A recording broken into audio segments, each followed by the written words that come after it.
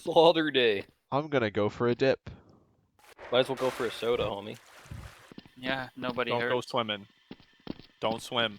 Cascade, like. Bro, right, did it actually just light up? Okay, this makes me look.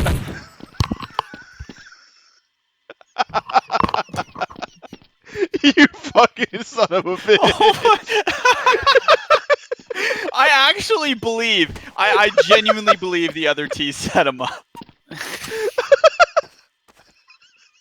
Alright, can you hear me? Yes. Yeah, we can. Oh god, oh god, oh god. Peter, I'm so sorry. I didn't realize you were there, dude. I had no idea. I did it through the wall.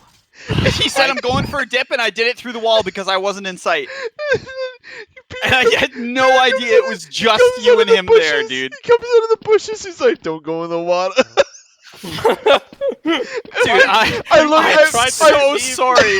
I'm so sorry. I couldn't have known. I couldn't have known. I looked at him when he said it, and then I looked at the pool, and it's like on fire, and I just turned back to him and shot him in the face. Dude, I said don't go in the water. Hello? Yeah, I know.